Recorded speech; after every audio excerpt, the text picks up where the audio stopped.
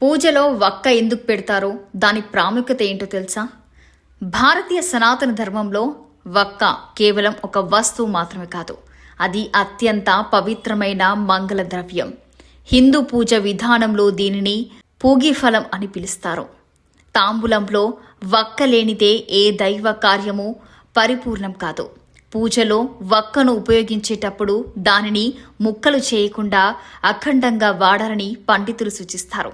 ఎందుకంటే అఖండమైన వక్క సంపూర్ణత్వానికి ప్రతీక. ముఖ్యంగా గణపతి పూజలో లేదా కలశ స్థాపనలో ఏదైనా దైవ స్వరూపానికి ప్రతిరూపంగా వక్కను ఉంచి పూజించడం ఆనవాయితీ.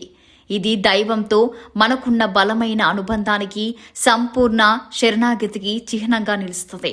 ఆధ్యాత్మికంగా వక్కకు ఎంత ప్రాధాన్యత ఉందో ఆయుర్వేద పరంగానూ అంతే విశిష్టత ఉంది. వక్క జీర్ణక్రియను మెరుగుపరచడంలో అద్భుతంగా పనిచేస్తుంది. భోజనం తర్వాత తాంబూలంతో కలిపి వక్కను తీసుకోవడం వల్ల లాలాజలం అధికంగా ఊరి తిన్న ఆహారం త్వరగా జీర్ణమవుతుంది. ఇది ఆకలిని పెంచడమే కాకుండా నోటి దుర్వాసను పోగొట్టి చిగుళ్లకు బలాన్నిస్తుంది.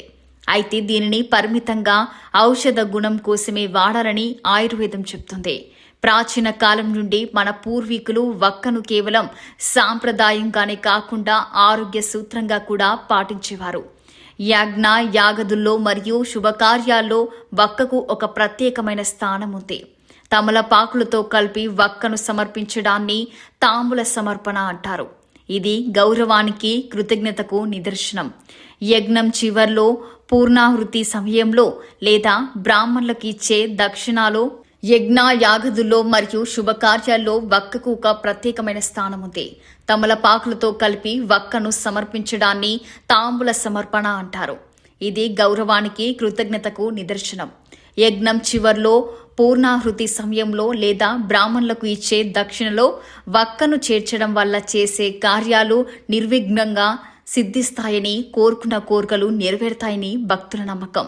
వక్క లోపల ఉండే గట్టిదనం మనలోని దృఢమైన సంకల్ప బలాన్ని సూచిస్తుంది. అందుకే ఏ శుభకార్యమైనా, ఏ వ్రతమైనా వక్క లేనిదే సంపూర్ణం కాదని శాస్త్రాలు చెప్తున్నాయి.